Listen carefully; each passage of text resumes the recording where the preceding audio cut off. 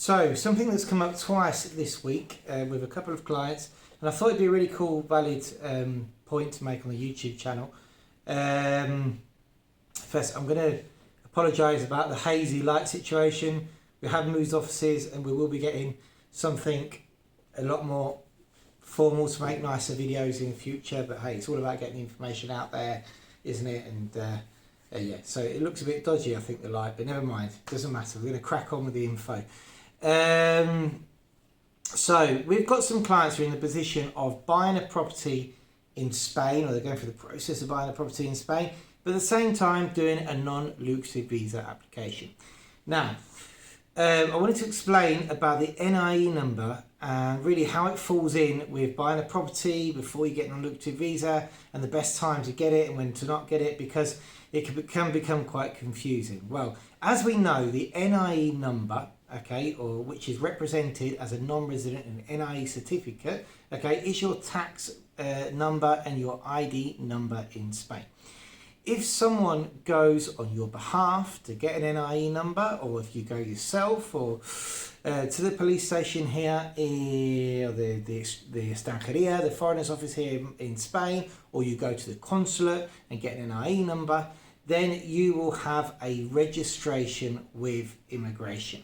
Okay, now forget all the tax office stuff for the time being. You'll have a registration as a non-resident on the National Police database. Okay, and that is your registration forever. So when I got my residency back in the year 2000, that was, I got my NIE first, believe it or not, and then I switched it for a residency. And then over the years, I've updated my residency. I'm now a resident within the withdrawal agreement. But that registration has always stayed the same. It's always been me. It's just been the various different stages that I have gone through. Now, the reason I'm explaining this is because if you're getting an NIE number, or for example, in the case that I'm talking about, and a couple of cases I'm talking about, their lawyer is applying for an NIE number on their behalf. Okay. The moment that that NIE number is registered, all right, you will have a registration with the National Police database.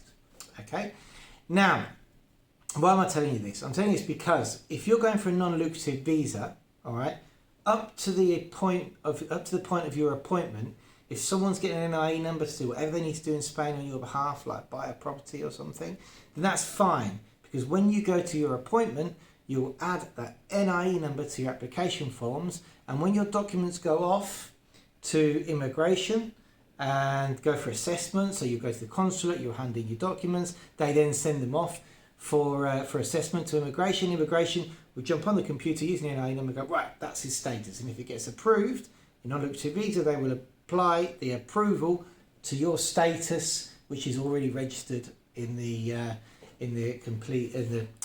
Policía Nacional's database.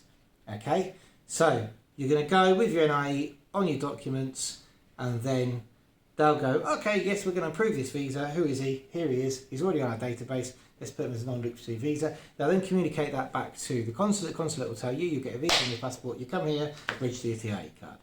Now, what we don't advise is you go to an appointment at the consulate, and then while the non-lucrative visa process is happening, so during the point where the consulate is sending the documents off to immigration is deciding whether you're going to get a non-lucrative visa or not, and then they're going to come back, inform the consulate, etc., is that anybody applies for an NIE number on your behalf during that process. Definitely not after the consulate appointment.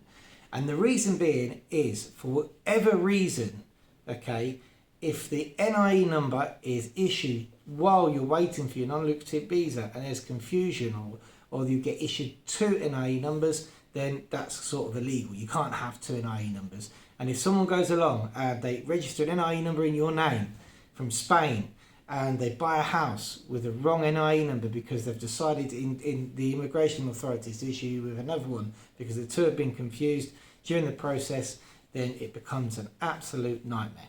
You can't have two NIE numbers. You can only have one. So, my opinion, it's only my opinion. Some people might say, well, it doesn't matter, because if at the point that the documents have been handed in for the non-lucrative visa, immigration have issued with an NIE number. When the lawyer comes to get that NIE number, they'll be associated to you. They'll just give them a certificate with the same number. Yes, in theory that could happen. Or the lawyer could go and get an NIE number a day after you submitted your documents to immigration, and when the consulate sends your documents off to immigration, they associate it to the number that the lawyer's got. Okay, fair enough, that could happen.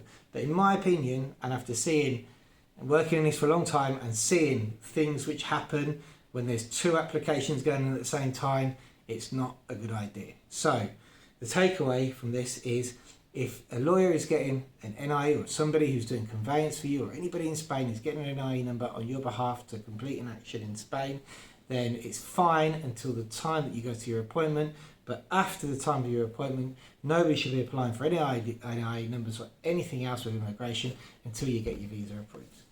Alright, so yeah, that was just a takeaway from something that happened this week.